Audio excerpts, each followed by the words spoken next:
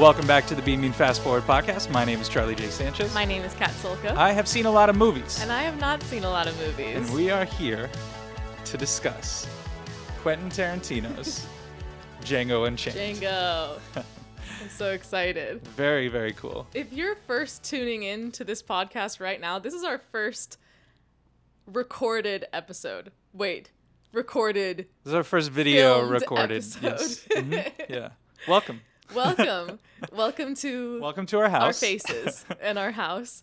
And one more special guest.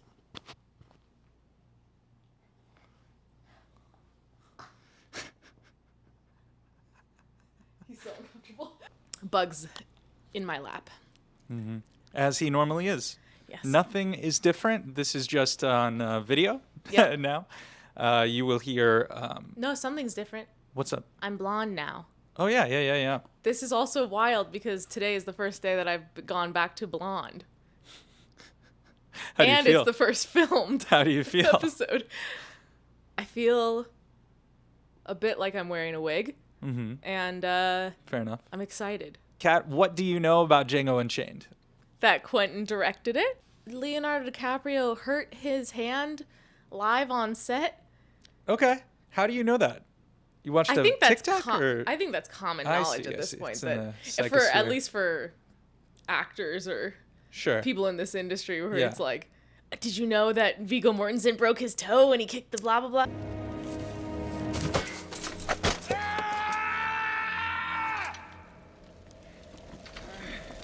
Right. It's the same thing. That video recently they were at the movie theater for like the 30th or 20th anniversary. Oh my God. And someone in the middle of that scene was like, it was quiet and someone, did anyone know that? And everyone started bursting into That's awesome. laughter. It was great. So that's about it? Is that all your knowledge of Django Unchained? Yeah. Interesting. Stars other than Leo? Do you know who's... Jamie Foxx. You knew that? I did, yeah. Okay, gotcha. Okay. Huh. And your experience with Tarantino thus far? Yeah, I've seen Inglourious Bastards, and I've seen Once Upon a Time in Hollywood. I think that's all I've... Oh, and I've seen... Well, this isn't directed by him, but I've seen From Dusk Till Dawn. Okay. It's written by him. Yes. Yeah. And stars you him. quite liked it. Oh, yeah, From what I loved remember. it. Yeah. We watched it for Classic. Halloween last year. All right, so we are going to press play on the movie and watch it, and we'll be right back. Bye! But got totally freaked out. Scared.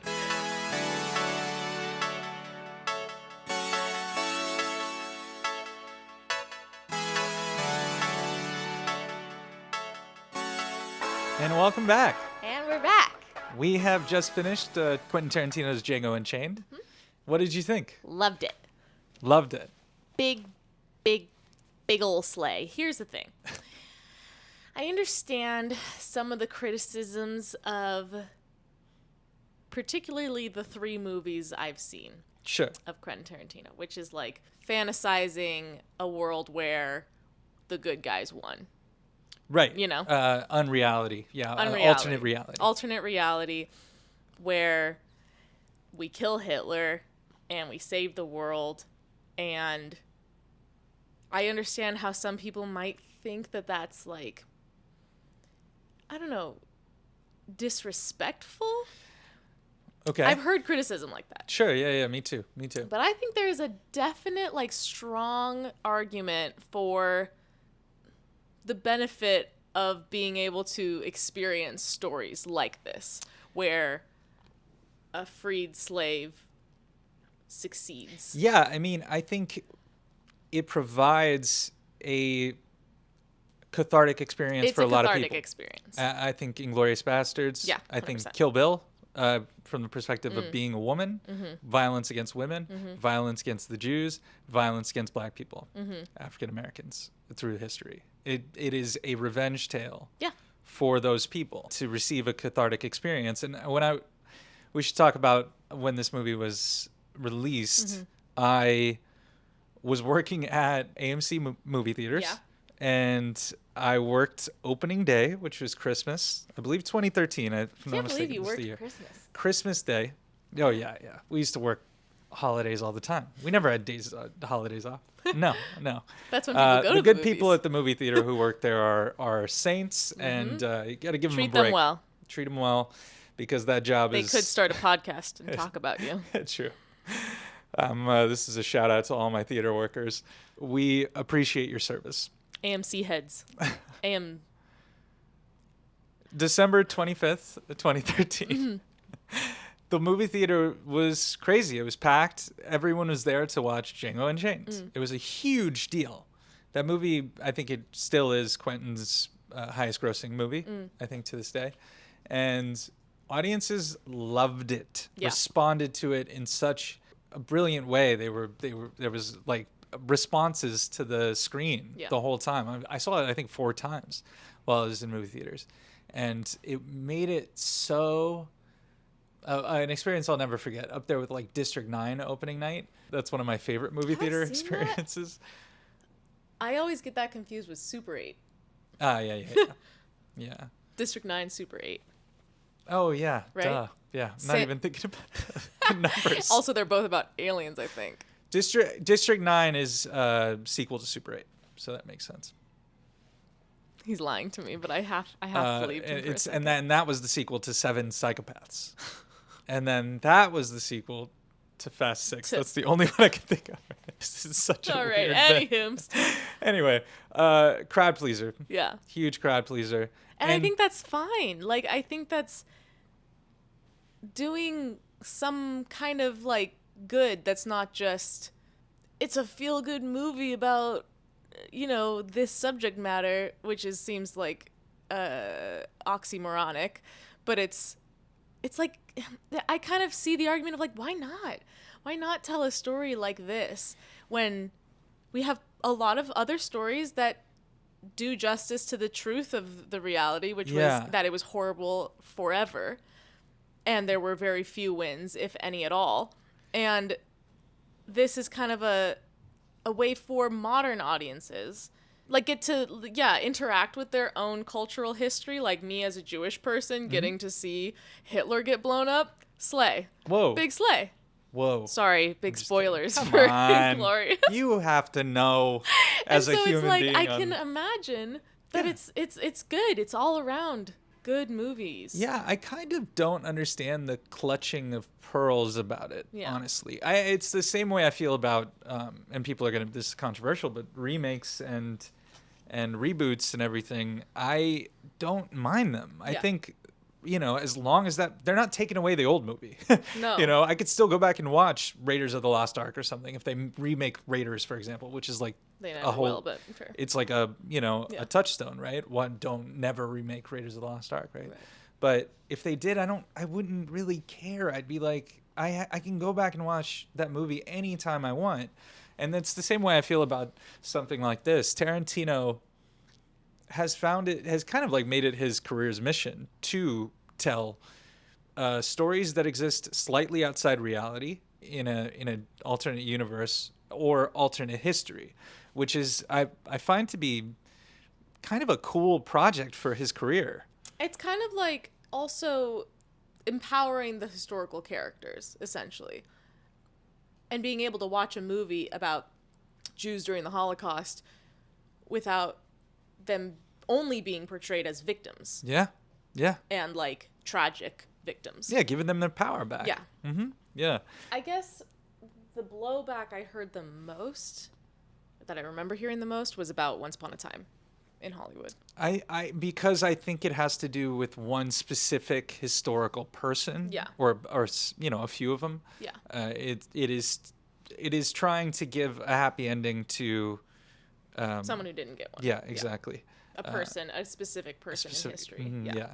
Whereas Inglourious Bastards, is based on some little inklings of stories here and there. They're not real people. Exactly. Yeah. And Django is a relatively pure fantasy. I mean, there were slaves who did fight back, but it's never been portrayed in media like this. Right.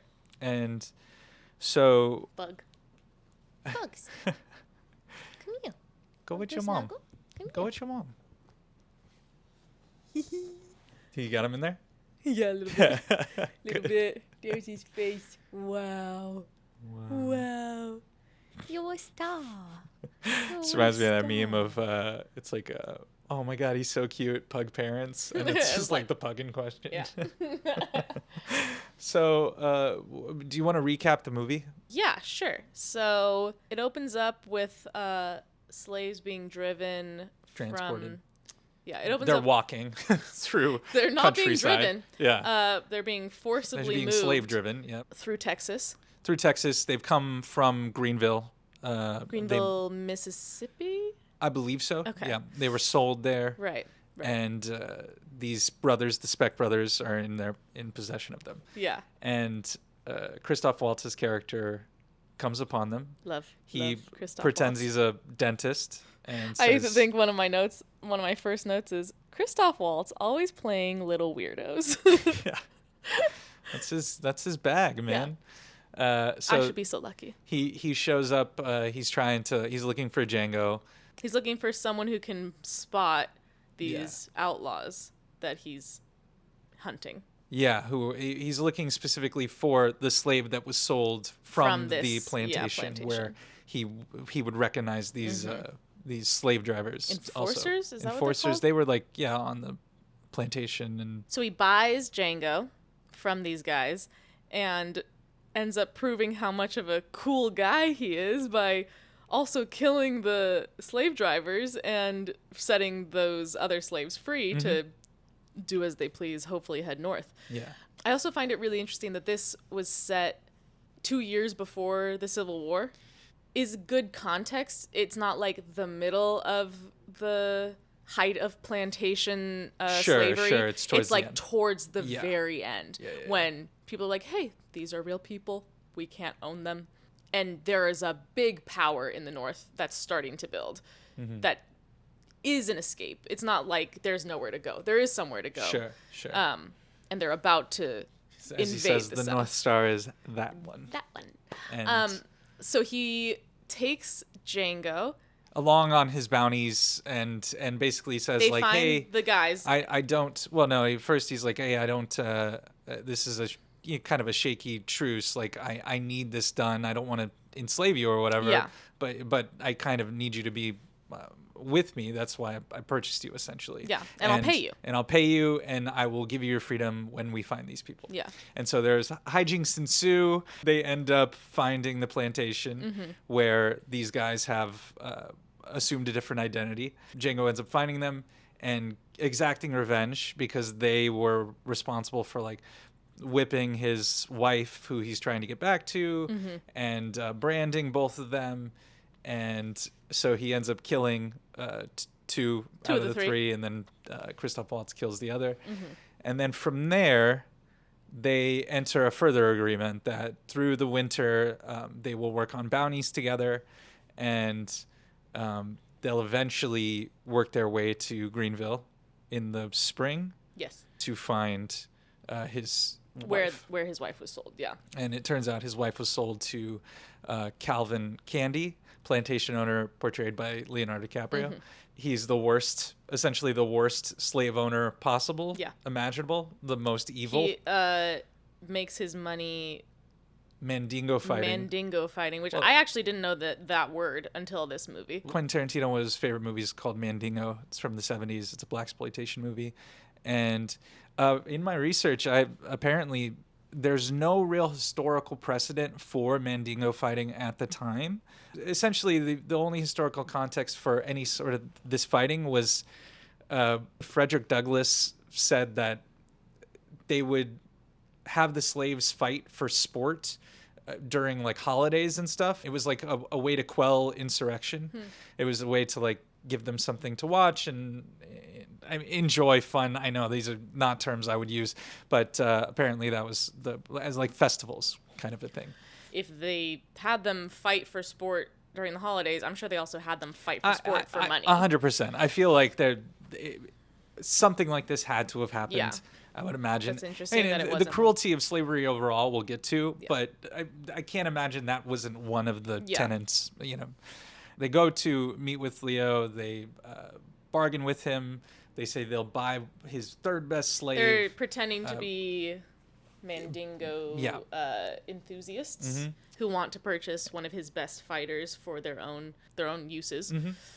And you meet my guy, Samuel Jackson. Oh, I was like, who are you going to talk? I was like, who is your guy in this situation? Samuel L. Jackson. I did not expect that character out of him. Yeah. So interesting. He plays the kind of the top villain. The top villain. Yeah, he's the he's described as that in when he was offered the role.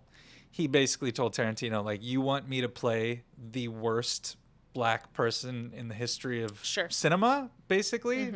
The way that is written, the way Calvin Candy is written, but also Steven as his puppeteer at times. Yeah, 100%. He's the one who has the brains. Steven's just the rich boy. Oh, no, sorry. Calvin's just the rich boy. Yeah.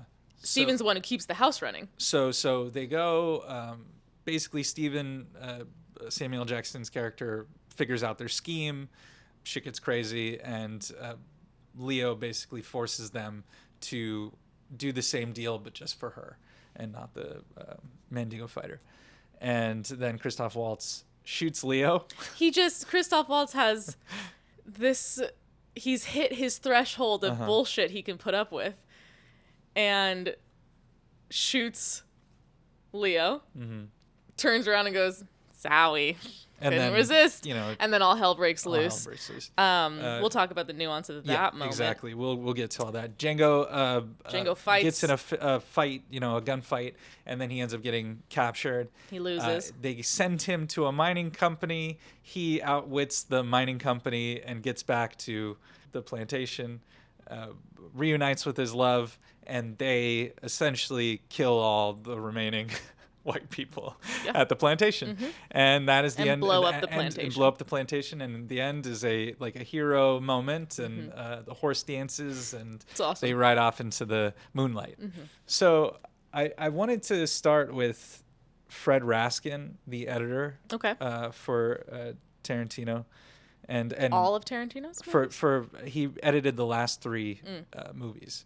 And so just an incredible. I want to talk about the technicians for a little bit, Fred Raskin's editing, Robert Richardson's cinematography, the lighting that they use for everything. It's so gorgeous. Robert Richardson, known for the hard light, the backlighting, as you see the silhouette that's super overexposed. He was known to use parkans, they're called, which are these really strong lights, and he would use these things called fire starters. They were 1,200 watt parkans, and so that to get the effect though that he wanted for that. So just incredible work from those two. I want to learn more about what you've noticed in the editing. Well, a big part of the editing on this one is the timing of the cut, the comedy of the cut. Yeah, so funny, this movie. So hilarious. One of his funniest, I think his funniest that I've seen. It cuts from after he shoots the sheriff. We're kind of jumping ahead, but it cuts from after he shoots the sheriff, and then, he tells him to call the marshal, and then it cuts. The next shot is of the entire town with guns pointing. Yeah. It's so funny. Yeah. Tarantino, obviously, extremely funny, man. And his work with the editor on this one, I thought was pretty great. Yeah, I think his understanding of making dialogue fun is really underrated, or maybe rated. I don't know. It's so fun to say these lines. Yeah. And he gets the musicality of it, and he gets the timing of it. The musicality, Leo and Christoph Waltz, 2 of the best at handling the musicality of the dialogue and enjoying it. Yeah. Leo obviously clearly enjoyed working on this. Definitely. And Christoph Waltz is music. The way he delivers lines is music. The state places a bounty on a man's head. I track that man. I find that man. I kill that man. After I've killed him, I transport that man's corpse back to the authorities. Sometimes that's easier said than done. I show that corpse to the authorities, proving, yes, indeed, I truly have killed him, at which point the authorities pay me the bounty. I thought that Leonardo DiCaprio was in the whole movie. Oh, that's what you thought initially? Yeah, because I actually didn't know that Christoph Waltz was in this. And then he appears with the dentist cart, and I'm like, You didn't know? Oh, yeah. Here we go. Cool, I cool. maybe knew a little in the back of my head that he was going to be in this, but I didn't know he was a main character. I didn't know he was the other main character. How did you feel seeing him? Because I believe Inglourious was everyone's first time watching him. How did you feel? I liked that he played a little weirdo again, like I said, but on the good side, you know? Yeah, true. I thought that was such a nuanced performance from him because you want to trust him, but he's Christoph Waltz. So you're not sure if he's like 100% trustworthy, especially in the opening kind of section, opening third, where he's like a bit of a loose cannon, but is able to talk himself out of all these bad situations. And there's this underlying kind of anger that's very small in his performance, and you're not sure where that's placed. And then you start learning that he's just so sick of all these horrible people doing this to all these other people. He's sick of slavery. He can't stomach slavery. And he has to live in the South. Yeah.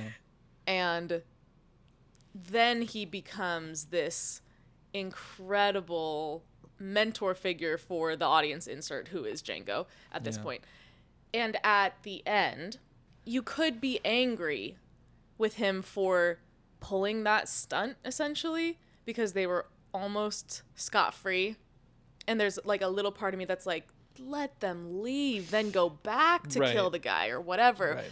But because this man that you've been with for the whole movie is so principled and has had to compromise those principles just for this job and can't do it.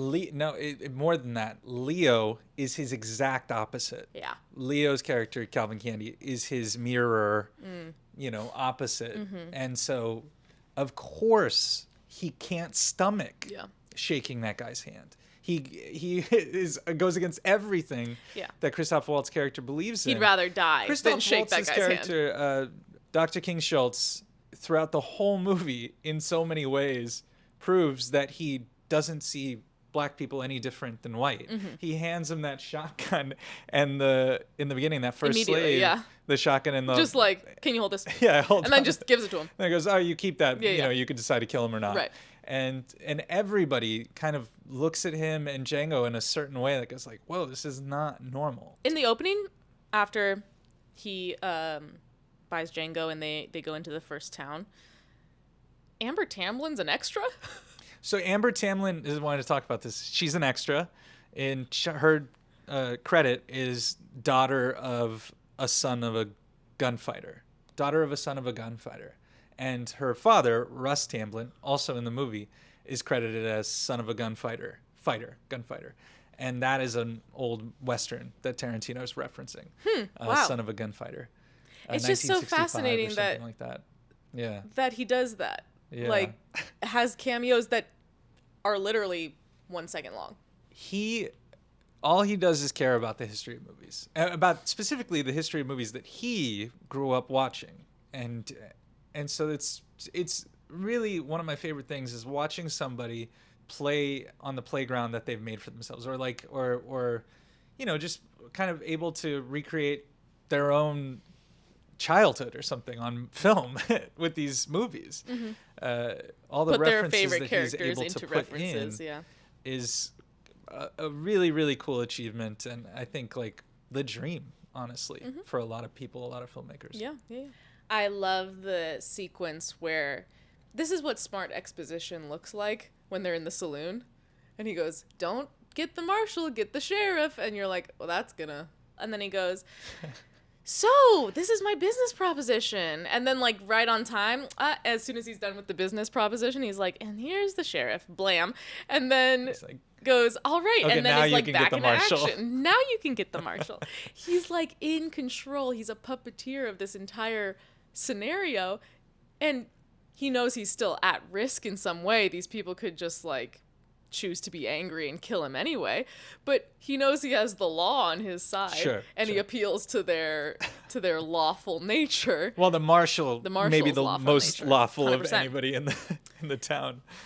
and lets him go. Yeah. And it's just a great setup for the premise of the movie, because it's hiding exposition in a very fun musical, like, it's also character study. It's also like something's being accomplished plot wise, like all of these things that I find really well done. Yeah. I another thing that I love about Waltz's performance is the hand gestures, and that's also in Inglourious as well. He loves to gesture, but his ability to just like, like just do things. He's holding his hands up and he's like, "Will you get them?" It's so funny. So great. And so the whole movie, he just is such a he acts with his full body the whole time in a really cool way. I'm pretty sure I shot a movie on that set. In the beginning. You were saying, yeah. I recognized like the outside of it first, and I was like, that's where I used to that's I think where I used to stand when I was waiting for action. Utah? New Mexico. Oh, okay. I think Albuquerque or Santa Fe. I can't remember. It's like outside a city. I think Albuquerque. I could be totally wrong. It looks exactly like a Western set that I shot this very small Western movie at, and I was a very small part of that. But that was the movie that got me my SAG card. Nice. Because a friend pulled strings to get me one line in the movie. Oh. Beautiful. And I played a woman of the night, and I was so cold because Albuquerque in like March is freezing. Yeah. And I was wearing a corset and fishnets and basically nothing else. And I was shaking so much during my scene that the director was like, "Can someone get her a blanket?" Oh my God. And I was like, "I'm so sorry." And my voice is up here and I'm like trying to say my one line. And he goes, "All right, once you get warm, I'm going to need you to talk in a low register, because right now it's like you're a child." You're a child brothel worker, and that's not the message I'm trying to convey. And I'm like, "You're right. I'm so sorry."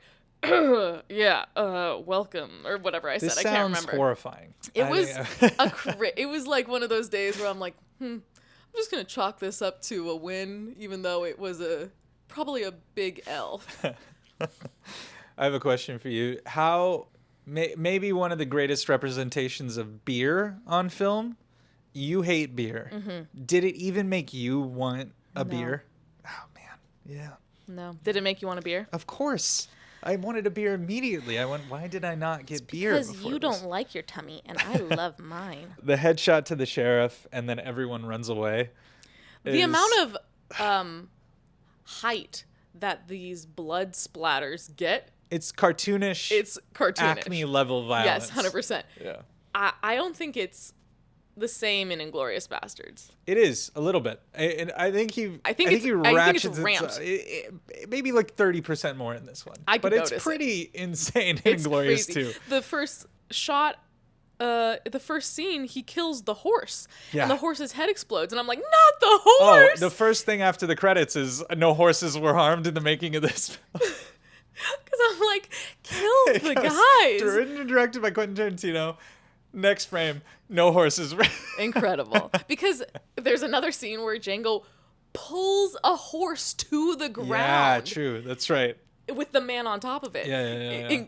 Insane. A lot of fake horse violence in this movie. So normally that sort of message is at the end of the credits. It was like, no, we has got to put be that in the beginning. front. So Can we put it in the middle of the movie? So it seemed to me like they found the plantation that the guys were hiding at really quick. fast. Yeah. Whether there was something deleted from the script or the movie, it just felt like that was the first plantation they had picked, because he gets his clothes and he's dressed in this bright blue satin, like, hell yeah, dude. Hell yeah. Yo, listen, if my mom let me pick my own clothes, your first one, my first clothes, my real first outfit that I was allowed to choose for myself as an adult, if that was the first time, same. The brightest clothing. The brightest, like probably pinkest, purplish, late. The biggest skirt. Yeah. What was the thing you used to wear? I used to wear twirly skirts. Twirly skirts, yes. The biggest, brightest and twirly rainbows. skirt. I used to wear twirly skirts and rainbows and mismatching socks. Yeah, I love that detail. I love that that's the thing he wears. It's a great visual joke, but it's also, you're so right. that is something that, like, I want to kind of look extravagant. I want to look cool, I think the only criticism I would perhaps say about this movie is that the flashbacks to me are like a little on the nose. Oh, that's interesting.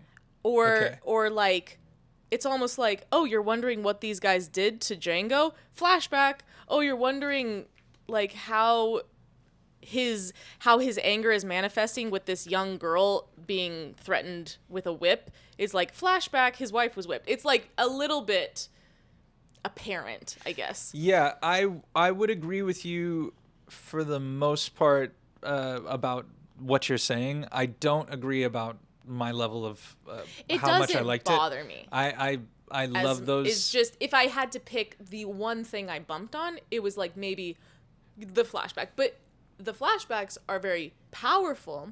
The flashbacks are incredibly powerful. And I think necessary to portray the 100%. It's just like they happen as if they're memories of Django, because they and are. Shot on a different film stock and Totally. possibly a different format. I think there Seems might like be it, 16 millimeter and there might be 8 millimeter or something. And I know there's a bleach bypass where it's all like really light and bright and strange looking. And it does set you up to really hate these guys. So when he finally gets the revenge, Yes. it's like, yeah, do it. And then I thought it was interesting that the next person he has to kill, he can't do it because he doesn't know Context. There's no context of why they're killing this guy. And he explains it. And I almost thought he was lying. And I thought that was going to be the twist, that he actually just is crazy and kills people randomly. But it's like, if he wanted to be a farmer, then he could have been a farmer. But he chose to kill people. And now we kill him and we bring his body back. Yeah. And maybe his son's there, but then they get to say goodbye. It's also, I mean, what you're saying is, we'll go back to the flashbacks, but I think it's also Christoph Waltz's justification for his own self, and that's kind of how he has to sell it to himself to get through this. Yeah. That's a guy with his kid, but at the same time, he did all these things, and it makes it easier for him to turn it off. Same way for Django. The flashbacks, not only they serve of like how awful these people are that he wants to kill, but the bleach bypass scenes are shot with the them whipping her and him begging for them not to hurt her anymore, and then the runaway scenes are shot on this really like blue rich toned film stock, and I just really appreciate how it conveys this sense of it's romantic between them. It really their relationship, their love was this ephemeral thing. Yeah, and in his memories, which are what we're seeing, it's like in the first scene you see her in where she goes, "They call me Hildy." Yeah. She's like an angel. Yeah. Yeah. Man, it's gonna make me cry because I'm so touched by those moments. I think Tarantino doesn't get enough credit for how sweet some of this stuff can be. Yeah, absolutely. And Broomhilda, the origin of that and the whole story, and that being like the metaphorical thesis of the movie is like a man who walks through hellfire for his love. Is like, absolutely. And it's so funny just to like put her at the top of the mountain. I was like, this is why Tarantino is like the best at what he does as far as like some of this writing backstory stuff. Is that's such a cool thing to connect it, to make Christoph Waltz's character German, for it, luckily, so that he can discover what the story of her name means. I would imagine Christoph Waltz, knowing he had Christoph Waltz, allowed him to write something like this. Totally. I mean, if it wasn't Christoph Waltz, he'd pick a different language and a different name. Sure. But he knows he's got that bullet in the chamber. Yeah, exactly. And so, Broomhilda at the top of the mountain and surrounded by hellfire and this dragon. And when you get to Candyland, you feel like you've entered hell. You feel like you've entered a circle of hell. Totally. When you reach the property and all those guys are there, and then the the dogs are being sicked on them.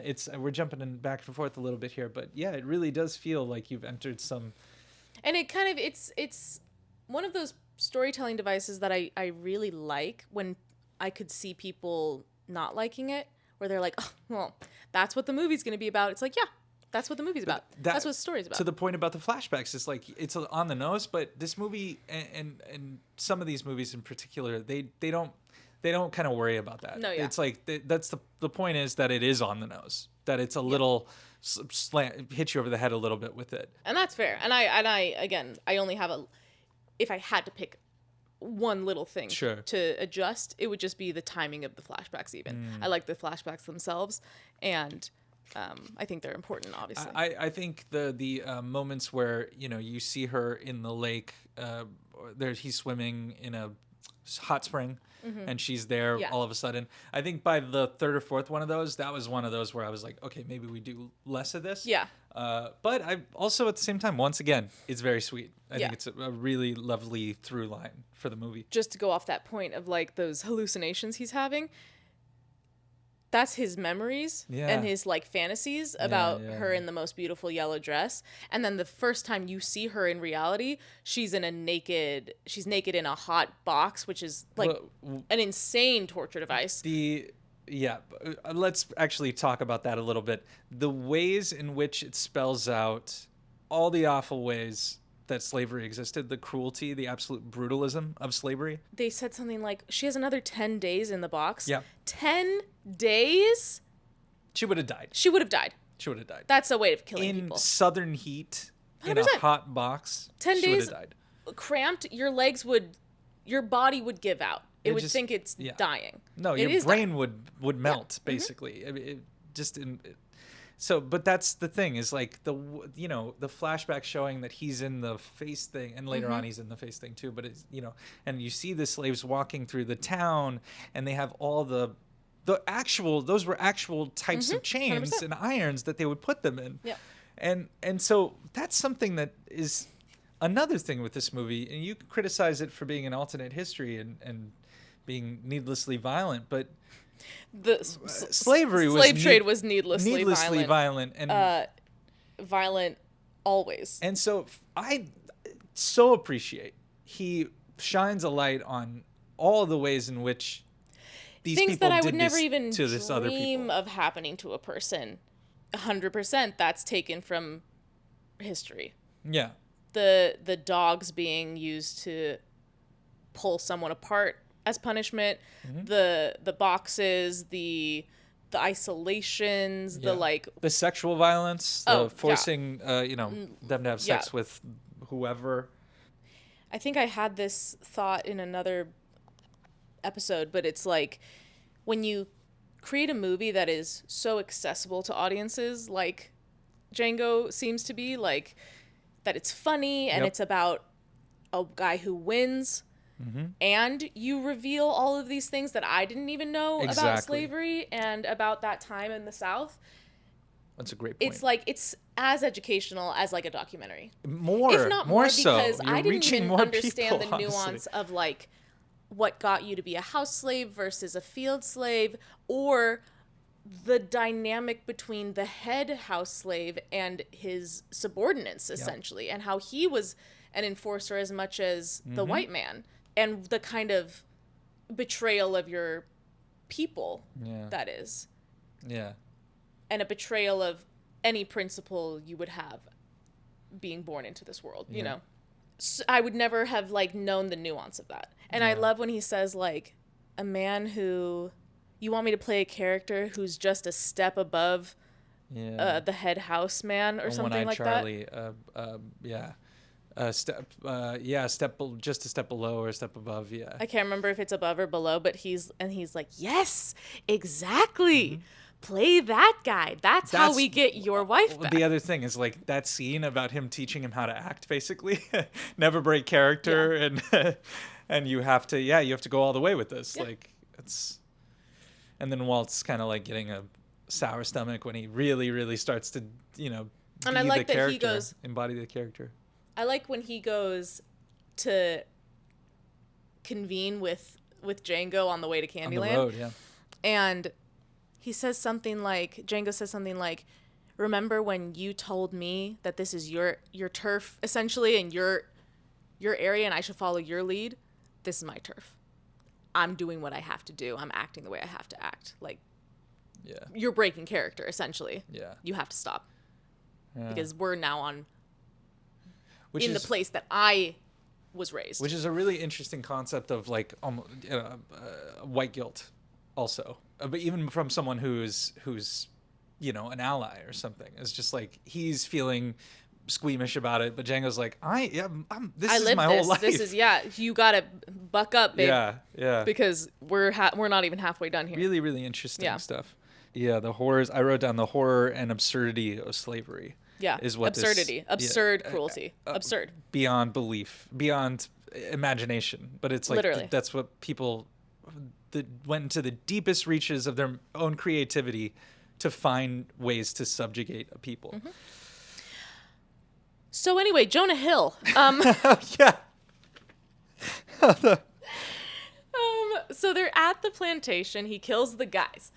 Then, but Big Daddy killing the guys.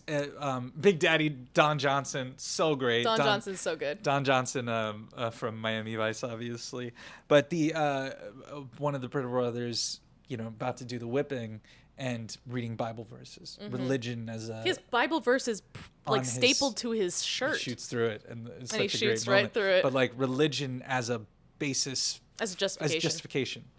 Really, really interesting small part. Seems like relevant to the present day. The hero shot when he shows up and it's like, and the music shifts and then he shoots him. Yeah. And then afterwards, he's like, that's him over there getting away on the horse. And he's like, are you positive it's him? Wait, no. No. He's like, he goes, you're not positive? I don't know what positive means. Are you sure? Yes, I'm sure. It's so good. I'm positive he's dead. Positive he's dead. Incredible stuff. It's just so. I think I just wrote Tarantino. Snappy dialogue. Snappy jokes. Fantastic. I wasn't sure if the gang that goes after them when they leave, is that KKK adjacent or was that early KKK? No, that's. I mean, KKK. I mean, they're the same. I mean, I just they've been wonder around for when a the long pointy time, hats came about. I think they were around for a long time. I know they were around for a long time. I just wasn't sure. I want to say the pointy what hats, the costumes like the system. Well, clearly they didn't have it. They didn't have it down pat. I think that. the Klan itself, it could be like 1880 something. I don't know. I didn't look up that in my research, unfortunately. But yes, the Mel Brooks-esque. Farcical conversation about like, you guys don't ask me or mine for nothing ever again. I hate you guys. My wife spent all night cutting 30 bags. It's like, but that's also the white wife complicit also in the, you know what I mean? Totally. Like it's so everyone, this whole system. Again, cameo by Jonah Hill. That's it. Did great. Love it. It's just good. You know what the scene is gonna be when Jonah Hill's in it, you know? Well, what's funny is that Jonah's playing it completely straight. Completely straight. The point of the scene is that everyone's playing it completely straight, and it's ridiculous. But everyone is an idiot. Yeah, everyone's these an men, actual fucking idiot. These racists were morons. Yeah. It's actually the point is like to be that racist, you have to be a moron. A bit. 100%. 100%. Anyway. Every time, I'm pretty sure it's Dies Irae is the song that they run down the hill and like surround like the old the opera. Right. I think it's Mozart. I'm not sure. I love needle drop. I love when that song is a needle drop in any context. That song slaps. Hell yeah. I love that. Oh yeah, it got me so hyped up for all of these guys dying. So well and Christoph Waltz is always one step ahead. I just love these characters that are so smart that you think nothing is going to bring them down. I just love that that's a trope of a character and a setup for a character. Well, that's kind of also classic storytelling in that Christoph Waltz's character is so smart. He's so ahead. He's so ahead, and then he meets his match on the other side. Yeah. Exactly. It's very satisfying. Poetic, you know. And when they get caught, you're like, fuck. Yeah. They were so close. But for now, he's still in his, I'm going to teach you everything I know phase. Yeah. So that you can survive and succeed me, essentially.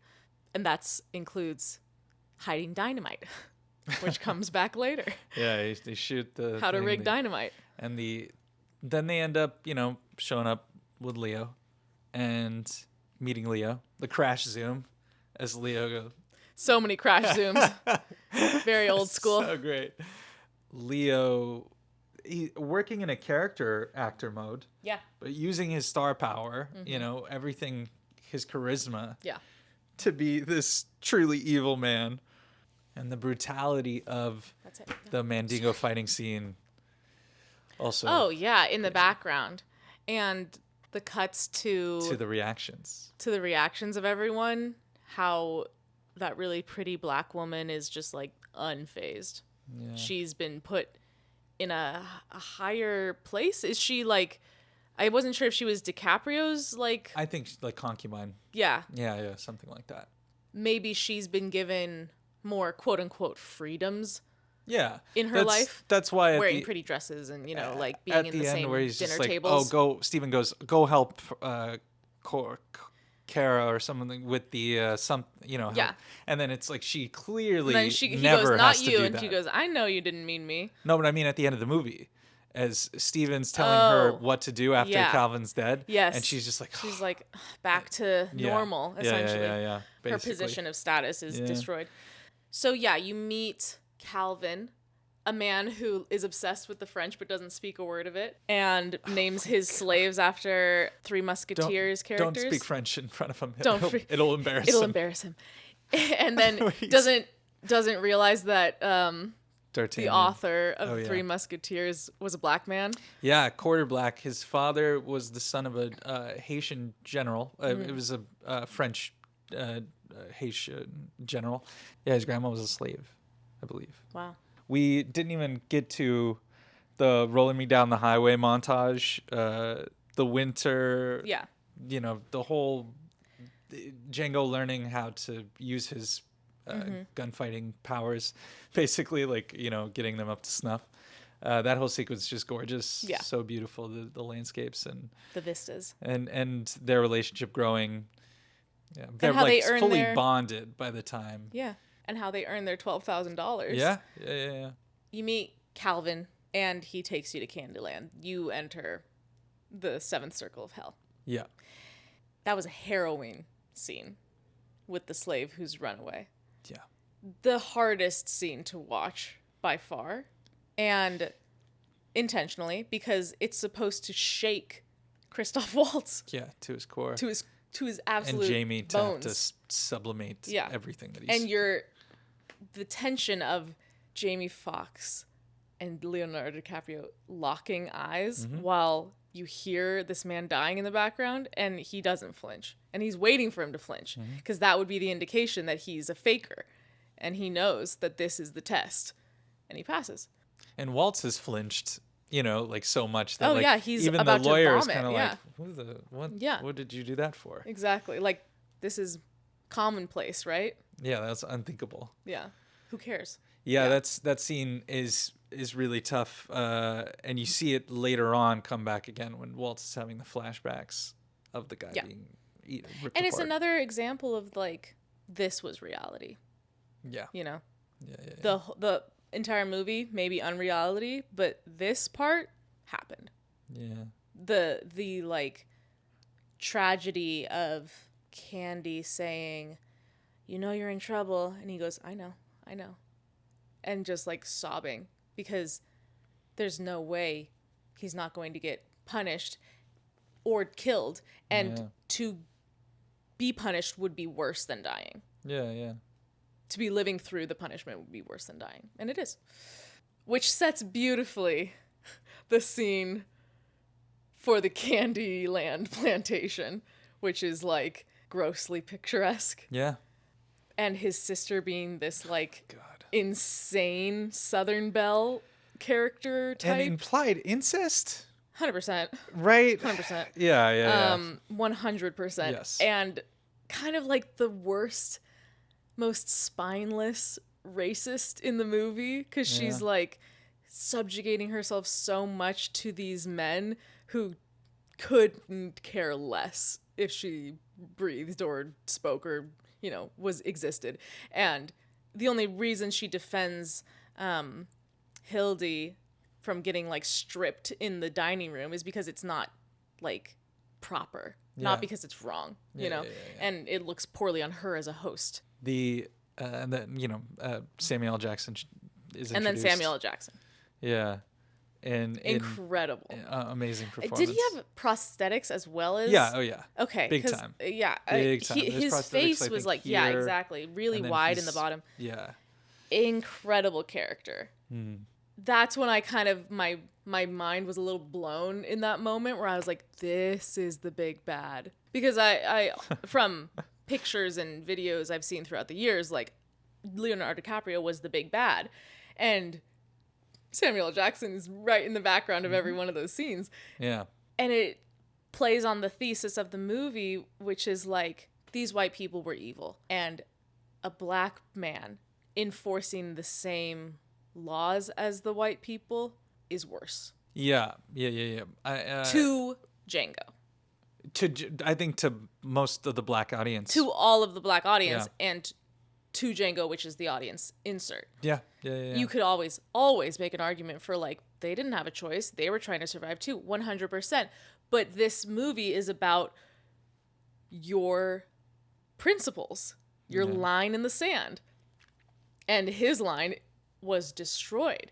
And I didn't know if it was implied that his dad was Ben, the skull. I'm not sure either. I don't think it was necessarily implied, but it sort of like indicates a long line of these slaves who took care and didn't think about slaughtering their masters. Yeah, Ben was essentially the head house slave before. Yeah.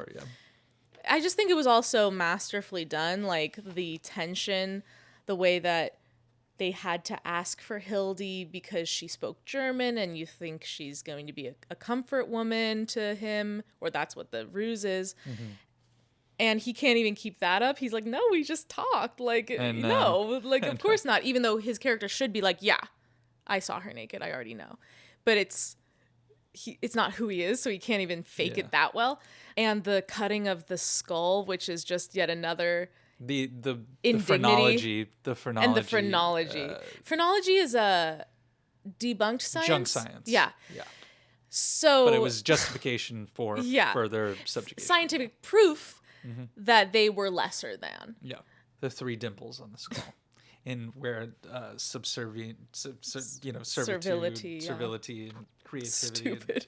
It's one of the dumbest things I've ever heard. And it was used against women too. Like, oh, this is where we lobotomize you because women have a softer part of their brain right here. So Leo gets pissed because he realizes he's told they're trying to trick him by Steven. What was the story of him cutting his hand? So it was a take. There's the little glass, full of wine. He slams his hand down and cuts himself breaks the glass, cuts himself. And then, you could see most of I think half of the scene is shot in that wide. So he cuts himself and they're like, fuck it. We have to, continuity's sake, we have to. Okay, got it. I'm sure they cleaned him up and then my only worry put fake blood was that he wiped his real blood on Kerry Washington. That's like the wives' tale is like, oh my god! But there's a series of cuts. I can't see them continuing on. No. It's there's push-ins and yes, yeah. I'm sure they shot takes up to a certain extent and then they were like, a call to cut. Yeah. Cleaned them up, and then they were like, fuck it, or wouldn't it be great? Or Leo would be, wouldn't it be great if I smeared blood on her face, or whatever? I don't think that was actually his blood on her face. No, I 100%. I also don't think that, but I was worried in the moment. But that is a story I think people say. It's like, oh my god, he cut his hand and then smeared his blood on it. Yeah. Which I don't foresee. There's a series of shots in succession that are different. Definitely.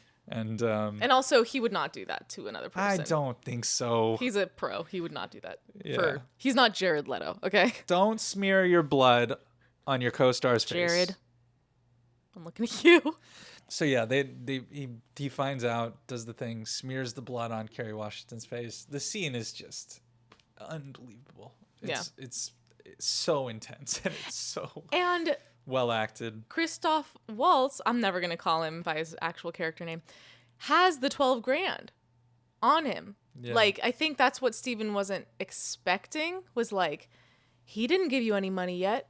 Like, he doesn't have it. He's just trying to get you to sell this girl for $300. Like, well, it's the main thing that like calms everyone down. Is like is that's that actually he the does have the money. Yeah. Yeah. I mean, they don't even he takes the $1,200 And it's not gives all him of it. back his money basically. Yeah. Because it's still a business transaction. They have the And he signing needs of the a documents receipt. and the lawyer and him shake hands right Yep. afterwards, and everyone's all happy, and it's like just business to them. Yeah.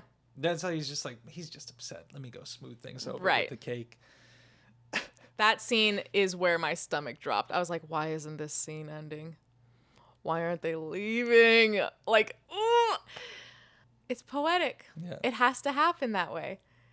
There's no way for him to not end that way. Yeah. Man, the Dumas Musketeers thing, just the way he tells Leo to fuck off in so many different ways. By going like, you're a fucking idiot. Waltz and Leo, just so good. Toe to toe. We haven't even talked about how good Jamie Foxx is in this movie. Give that man his flowers. Holy shit. I mean, he won the Oscar for Ray. An incredible performance, 2004. Haven't seen it. This is I think his best work actually. Ray is like he's fully embodying. People are gonna think that's insane. Fully embodying a character, but I think In terms of biopic likeness, I'm sure he slayed. it's one of the best biopics performances. Oh, I have seen it. Oh, yeah. It freaked me out. Isn't there like a dead baby that keeps coming back in I the don't water? remember.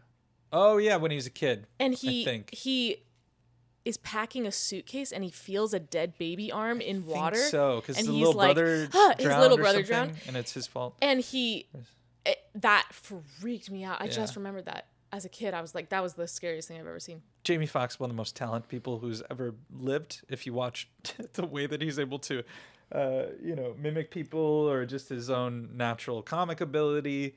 But I this is my favorite performance of his, I think, because he really just locks in, like retribution incarnate in a really, really beautiful way. Yeah.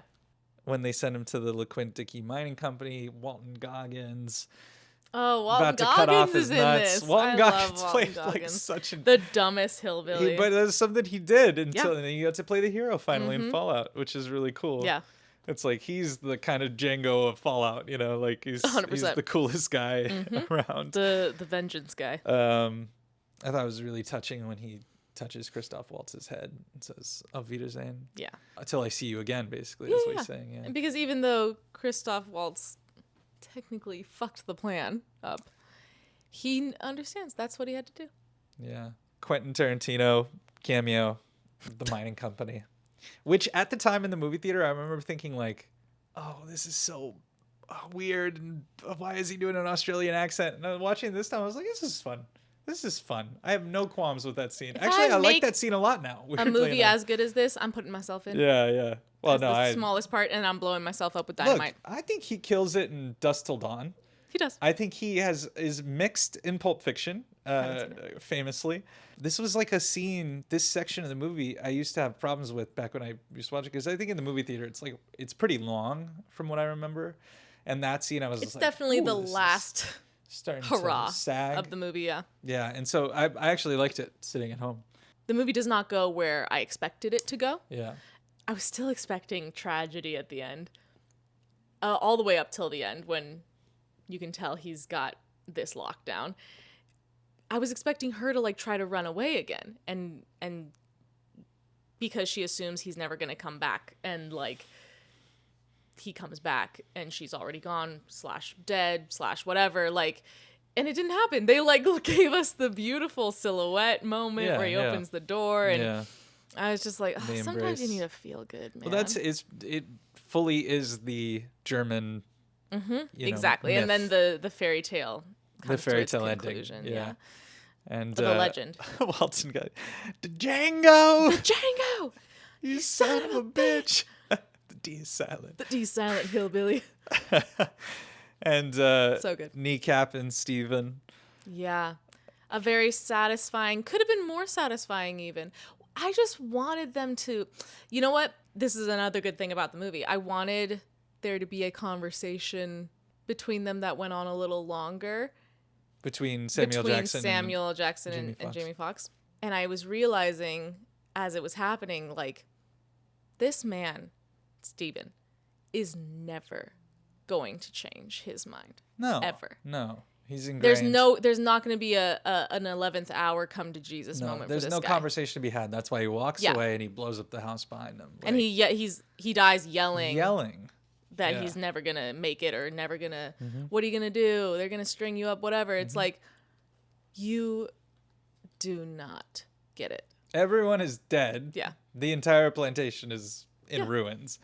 And he's no one still can destroy Candyland. And he's like, fast immediately blows it up. to this idea. Yeah. He is his entire existence, identity and existence tied up.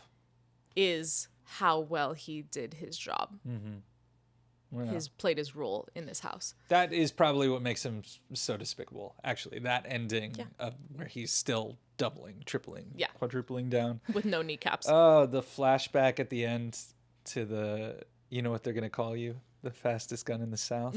So cool, so sweet. Yeah, I was once again touched by the movie.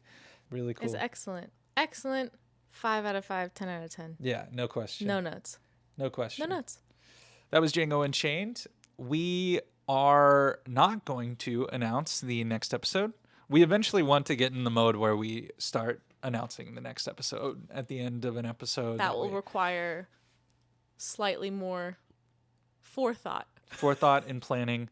And right now we're just trying to figure out what's coming in order as far as, do we do a drama? Do we do a thriller? Do we do a comedy? And of course, always we will take suggestions. I may have already seen the movie and therefore we won't do an episode about it yet. Maybe in 5 years we'll start doing movies that I have seen. Yeah. Big movies. But for now, if you guys have thoughts or comments or suggestions, lay them down. Yeah, I just want to say, like, we're open to suggestions, but the list is incredibly long. It's very long.